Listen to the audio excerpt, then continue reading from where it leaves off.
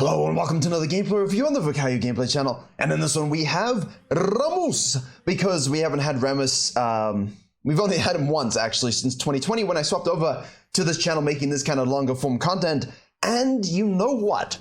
When I go through high elo EU West, high elo North America, and high elo Korea, specifically the EU West and Korea ones, and I see a lot of RAMMUS. And then in my games I see a lot of RAMMUS. And then I realize in my coaching that I'm also seeing a lot of RAMMUS, you can kind of get the idea that perhaps there's something there. And honestly, yes, he has risen to popularity again because he destroys Bel'Veth on a counter, because their attack speeding, he's like, well, why don't you die? Now, in this video, obviously we don't have a Bel'Veth, we have regular champions, and we have a Yuumi. Now, I've compromised my Yuumi rule because this Yuumi gonna die. Also, we have very interesting pathing and sort of strengths and weaknesses of RAMMUS, but also at the same time how to adapt your pathing when you just cannot regain control of a certain side of the map, and obviously focusing on what RAMMUS does the best. Now, as we see a Lee Sin leaving, we kind of have your suspicions that they're going to be, that's not a Lee Sin, that's a Nico ghost. They're going to be stealing this. We're going solo on our Raptors, a thing we're seeing that RAMMUSes of the world do. Explained in the last video, the benefit of going leashless. Just giving your lanes that benefit of being able to get the level 2 spikes and prime it so that you can gank it early. Runes you would have seen, absolutely standard stuff. Nothing original, nothing too interesting, nothing inspiring by it. However, the red side clear, 3 camp into gank, is a good one. Does open you up to this kind of pathing though, so you do have to be aware of this. However, in his case, you're not going to be AFK farming, right? You're looking for pressure. And that's why the Vi was so good, and that's why the RAMMUS can be so good as well. Now, do not overly focus on the Krugs here, because we know Lee Sin's going down that bottom side. You know, we know he's taking up blue side quadrant probably. Let's just flex into that blue Grump zone, which gives us, of course, 4 camps level 3 and edge camp, and we can always fall back to this later on. We're going to keep our eyes on this. All right, you must keep your eyes on this. Oh, look, he did a whole blue quadrant and is now going to his red. Huh. I mean, it's vertical jungling is not always that good unless you're sort of executing it properly, and it's really easy to fix now. The issue with it before was there were 2-minute 30 spawn timers to give you a lot of time to take it, do other things, reset, get back there and stuff like that and push them off. It was a whole different meta. However, here this is a good reaction to it. We recognize the invade. We're obviously going to slide out into this one. Graves is going to push. Range versus melee, very simple assessment you can do frequently, but as always, do not only think about what should be. Think about what is, because what is the most important thing. However, because it is a Graves, our beautiful W defensive curl ball here is going to be doing some good things. So off we go. Q rolling. We're going to hit the knockup. We've got the taunt. I don't think we're going to need it. Oh, okay. Well, we got there just in time for the taunt, but there's nothing really he can do, and we'll get the aftershock. The wave is absolutely juicy, juicy, juicy. Graves is going to have to TP to this. We see here in the bottom lane while we're doing that, the Lee Sin should show up if he's, you know, doing... There you go. Yeah. Die! And then die. So there you go. That's why I put this in the game, because I'm sure you would all enjoy that. Now, the Graves, as I said, that wave for him is doomed. Let me just fix this for you. So it won't let me. There we go. He has to be able to, he has to TP back into it, and RAMMUS is obviously going to be top crab. RAMMUS, you must repeat gank this, okay? You must. There is no universe where you don't repeat gank this immediately afterwards, because if he walks up without TPing, he is going to lose so much. And honestly, because it's vertical at this stage, you're gonna stick around anyway. He's gonna wait Trick 2G style, you know, Otter 1 style. I'm sitting in this bush, wait until he show, and then I'll kill it because I'm RAMMUS, and I don't need a lot of econ to thrive. And that's a big thing I'm seeing in terms of not only... This is a good back, by the way. See this? Good to back in the corner here, because I can't see you at all, and of course you don't have to waste time walking somewhere else. So, against these champions like Graves and Karthuses, yeah, of course it's going to be difficult, you know, trying to keep up with their farm and the counter jungling, but as long as you have those reliable ganks and good scaling and good team fighting, you can always keep yourself relevant. And of course, if you benefit from not needing too many resources. Now, RAMMUS, obviously, at this point, you're getting like 100 armor on your W. I mean, 24 magic resist is good. It's worth noting, you know, that this is magic scaling and this is magic scaling. So you would have noticed the Zhonya's in the thumbnail. That is no clickbait. This guy, and I'll leave the match history below, does run a lot of Zhonya's. Not always, but against certain squishier teams where he doesn't need as much tonkiness, the armor is still good, right? He will 100% run it. Pushing mid lane, Nico's going to do the thing, don't fall for the clone. Which one is real? Lee Sin shows up with the safeguard. We're just going to enter defensive formation. We can flash taunt. We have a bot lane roaming up with the Yuumi. Q hits a Vladimir, so he's kind of backing off a little bit. And we're going to disengage with nothing much used. So the flash gone from RAMMUS does kind of suck here. But what we're doing now is, because we know Lee Sin has priority over this area, and this domain. And our bot lane's going to be walking back this way.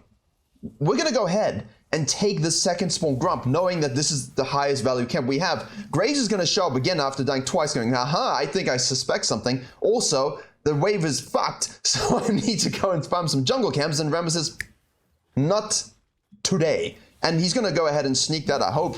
We just smited. Oh, good job leaving. We saw Lee Sin down there as well. We can snack this also, and we have an RNG crab coming on the top side, which is something that you must focus on. Those crabs are huge. So, and as I was saying, the Zhonya's, while armor is great with the armor scaling passive here that we have, right, 60%, you know, the AP just allows you to do a bit more damage in the games where you're tanky enough. And that's the thing, when you have a lead and you're tanky enough, you can kind of run that. But obviously, I'm going to recommend your Deadmans, your Gargoyle Stoneblade, your Force of Nature.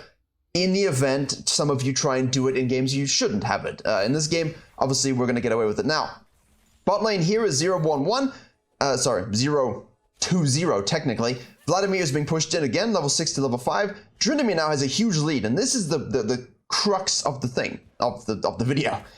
Make sure, all right, that no matter what's happening with the enemy jungler, you are punishing a lane like this. You want someone to feel absolutely miserable, and you want to make sure that you're ahead in the RAMMUS way. No, you're not going to be ahead in CS too often. Obviously, the Lee Sin here is also ganking jungler, not performing too well. It's not stopping you from climbing. If you're good Lee Sin, you can still get Diamond and Master, right? It's just a little bit more difficult. But with RAMMUS, you just want to make sure that your itemization and your gold econ is sufficient enough to tank and engage and survive, all right? But the bonus of having Zhonya's and the damage from the ult as well as the Q is mighty funny and mighty juicy. So, we have not yet fixed our vertical jungling, but we've basically won top lane. You see, this thing, he's Direst. He wants to walk up, but TSM Season 4 shows up and says, you know, we sacrifice you. And, you know, Lee Sin shows up over the Scryer's Bloom. Nautilus is going to be forced to roam up here, obviously. Sorry, that was Nico. Good grief. Because I'm staring at the minimap. Always use F keys. I'm just staring at the minimap while I talk about the RAMMUS. Tryndamere is way ahead. We finished our red buff for 6. I think you could have detached sooner, but the 6 is big, and I don't think we can do anything about it. We got 2 people mid lane. Bot lane getting some plates, getting some gold. Obviously, that's huge, considering they've just kind of been thrown out a little bit. Yeah, I mean, it's a long time to be on one side of the map, but as long as you're optimizing your resources and still impacting a lane and snowballing it and getting yourself ahead, that's absolutely fine. Here we go. We do have ult if we need it. Let's have a look. We're going to do that. We're going to smite him into it. We're going to taunt him under the tower, which obviously is Shen RAMMUS tech. We ward to C. We're going to have 4, 3, 2, 1. You could keep chasing, but it's a Graves, so, you know, there's no real point. But I'm not sure it's the best use of the ultimate. I kind of would prefer you to use it in your elos. Try and do something about the bot lane, because there's no ways a Lee Sin is going to be like this. Like, the Nautilus and the Lee Sin are not going to be perma invading your blue side and controlling it, you know. But if it is something that happens specifically in Clash and Flags, please just take these heralds, yeah? Snack the heralds, control the heralds, and you can always give one up here. There's no stress with that. And now you see, now we're losing all our camps to Lee Sin, to Zeri. We get blessed again, thank you Odin, for the topside scuttle. Huge value there. If you're getting a little bit RNG unlucky in that sense, a bit more important that you kind of look to fix it somewhere else. But again, all of these respawn for us. He's stuck in the tower, 2 plates. We have a herald. I'm fine. I'm fine. I'm happy. I'm fine. 2 levels up on the Tryndamere. And this is the thing. In coaching, we very frequently... This is deja vu, right? I didn't stop recording and rewatch this. You know, in coaching, I have people say, well, you know, I could carry if one person was a human being, if one person was less bonobo. Create the person in the game that you want to help you, just by giving them stats and resources and gold and experience, because they don't know they have it or how to use it. But if I can really get a Tryndamere fed, I can get a mid laner fed, I can force rotations, and obviously I've created, you know, a demon in the game that they're gonna have to deal with, while I can carry on and maybe get other people fed in the meantime. So create the laner that you want by your side to carry the game, and RAMMUS is really good at that. And it's just like Divide, making sure you pick the right lane, adapt to the pathing the right way. Are we being nice? You could snack that. And I reckon if you're not in Grandmaster Korea or US or Challenge or something like that, then you probably should snack that. He might tilt, but you can just say, ah, my bad, I wasn't sure. You know, like feign ignorance, because making sure that they die there is most important. Obviously, you having the gold is good. Now, does anyone remember, by the way, the days of RAMMUS where we would rush Mobies. Do you remember that? Anyone season 5 or so, season 4? You know, you'd kind of do a few things, rush back to base, get Mobies, and just run it down the lane and taunt people with Q taunt. Really funny. But obviously now we have Chem Tank, so we don't have to do that, which just gives us tankiness and engage. Stop pushing! Obviously, the RAMMUS has not been bot side this entire game. He doesn't care. He wants to make you miserable. And you know what? You're playing Graves top lane. You deserve to be miserable. Have a Herald. Have 2 plates. Goodbye. See you later. Now, we're going to lose this as a byproduct. Surprising we haven't lost it yet. The Yuumi, Ziri are now just going to take our camps, right? So at this point, you must be asking, well, what do I do if my laners are taking my camps? So, okay, well, if I don't need to be there, if there's nothing to do there, then I don't go there. I keep playing around the lane that's winning, and maybe I play around mid lane a little bit, because it is a Vlad. He's 3-0-0 from all this fisting we're not paying attention to, because we're focusing on our game, right? We're focusing on our game. Yes, you want to track Lee Sin, which is what we're doing. Yes, you want to watch where the no Tulus shows up over here. But at the end of the day, don't try and put all the fires out on the ship, you know? Put the biggest one out if you can, but at the same time, if you can just blow their ship up, then who cares if yours is burning? Take your time to fix it, just blow their ship up. And this is exactly what we're doing with our base here, basically. Again, not a good use of the ultimate, but everyone is on the map. Tryndamere is low. We kind of do want to be careful. Ooh! It is still Graves, guys. And, you know, if he blows you up before your ult's up, then sadness. Again, let's have a look here to see what's going on. Vladimir is going in. There's a dead Yuumi. There you go. You can all enjoy. Wait, there you go. You guys happy? You happy with this? Dead Yuumi? You're enjoying? In the meantime, we are going in on the Graves. We survive. He survives tier 2. And of course, remember, 5 plates, tier 2, 1 plate, 1 plate. They've got 2 plates in comparison. So it's not necessarily about, you see the gold lead. The gold lead is on the RAMMUS, it's on the Tryndamere 100%. But now we can use that. The Vladimir also has a lead too. We can use that now to swap back to the bot side. And I think at this point, if you've been the whole game top side like this, or like focusing very heavily on one side of the map, most of the time the junglers you face are not going to be doing what the Lee Sin's doing. One, yeah, he's dying a little bit, but at the end of the day, he's still 10 of 10 KP. The Lee Sin isn't the focal point of the video, but he's counter jungled, he's dived, divin, and he's died for it. But he's gotten kills for his team. But the RAMMUS has put it all in a basket, all his eggs in one basket, and it's a pretty good, sturdy basket. So it's not something you always want to do, but with a Tryndamere or something like that can really run away with the game, I'm okay with that. It's like a Kale, right? You get a Kale 6-0, 2 levels up. She's 11, dude's 9, well, I mean, what's going to happen? Nothing. So at this point, if you're going to do this, don't go red Krugs. Don't go red Krugs. There's no point. Because if the whole goal is now to swap sides and to kind of resequence, you can just go Krugs, red Raptors. Obviously, the sequence here is out of whack anyway. I kind of think I like the idea of if you're going red Krugs into this, it's fine. But you could very easily do Krugs, red, this, don't spaghetti path, and now you can cut the map. But much of a muchness, just optimization in closer games. The benefit here of RAMMUS is that you can definitely rotate to a lot of things. You knew that, right? Like, you can go fast, so if something happens on the map, don't be farming. We do have Bramble Vest here. Only Nico's a threat. And even then, doesn't really matter because we got a bit of MR scaling now, too. You can still buy Force of Nature and go Turbo fast. Hello, Lee Sin, once more. We're up a level, by the way. We are down 2 CS, and we have way less KP, but we've put a lot of gold into our Tryndamere. Now, they're going to have to respect this. And that's the thing about... Now how can I phrase this? Should you have a team who are dying bot lane, enemy jungler camping it, enemy mid or something, whatever, you know what happens to your games, like bot lane just gets fisted. If you can equal and opposite here and really decompress it so that they have to react to it, you're kind of offsetting that lead drastically. Whereas if you're the person that keeps trying to put out the fire on the ship and put it out here and put it out here, see, look at this. He's going to rotate to this with the Graves, all right? He has to because of the push, and in low either, they will push like that. What are we doing in the meantime? And that's the thing. He's doing what I said you shouldn't be doing, which is perma-farming, right? We should be looking to shadow this as much as possible. But Ziri and Yuumi are using this to bust up a mid lane. But again, he overpushed, didn't have the parallel push necessary, and we're farming. So that is his fault. But the whole point is the same. The whole point stands. If there's a dragon up, we're taking the dragon. If he has red tide camps up and we see this, we take this. If it happens bot lane, we take the Herald. You know, so you force that pressure, and then you can kind of take something from that. And at this point, regaining control of our blue side jungle, I think I might count that. I might count that. Vladimir also pushes the tower, so we do get a tier 1 for this one. We're probably going to lose this one as we see it. So we can push in a little bit. We're going to have a dragon up within a minute. raptors are spawning, so we can kind of swap back down to his bottom quadrant here. And obviously, because he's now pushing, this is the other thing you want to do. You want to start to shadow. You want to start to shadow, because he's going to do this. They're going to show up, and now we can cut in. Especially with 1 top, 2 mid, we know that the numbers are going to be a bit more limited instead of sending the whole goon squad. You know, like the Vlad wants to do this as well. We're close to 11 though, so ideally we don't want to use our ultimate, but it's not as important on Rammus to save that for the 11 because the scaling isn't like it's meaningful, you know, but it's mostly for cooldown. It's only 11 seconds. So, okay. Hello, Nico. It seems that you've been caught. Oh no, is it Graves or is it Nico? I can't tell. That's a good ult. There we go. Now we're 11. Now, of course, they're pushing this with the Herald, which is exactly what you want to do. So Lee Sin's doing the right thing in the opposite direction. And now we have to base to hold.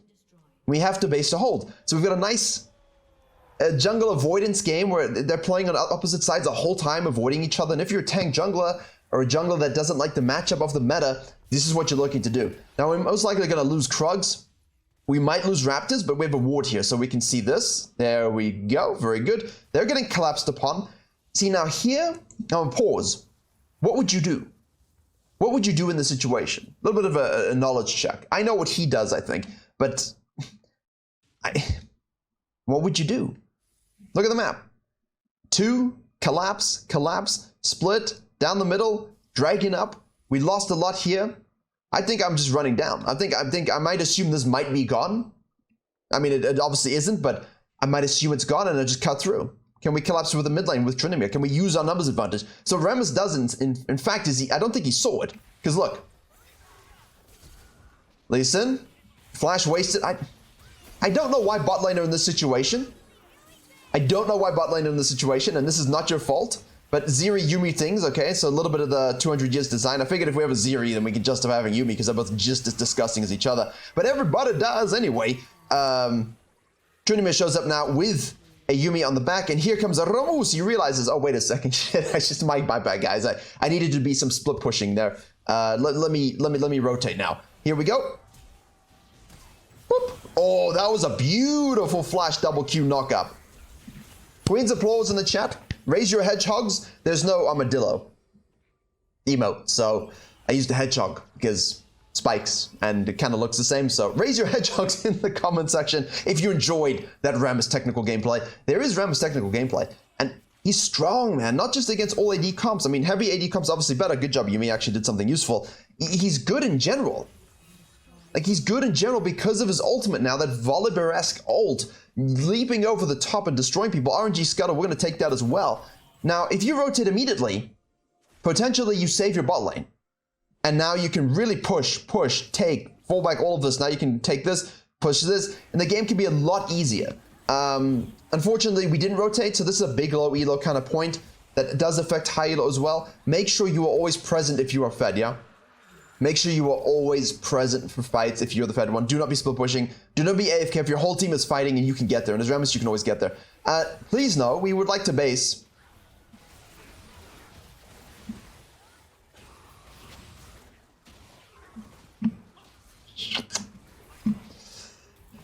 ADCs.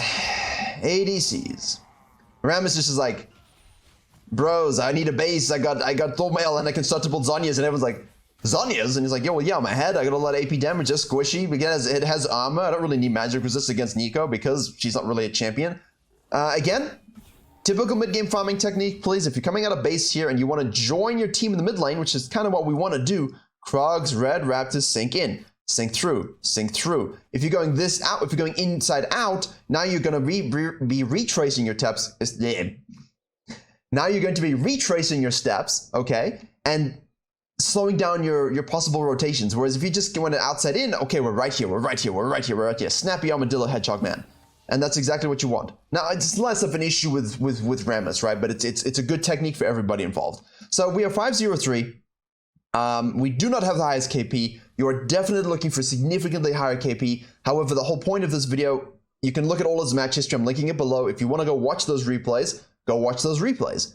You just use League of Graphs, you find his name, and you watch the replays that are available. You'll see a lot of high KP games, more stereotypical Rammus gameplay. But I wanted to show you that.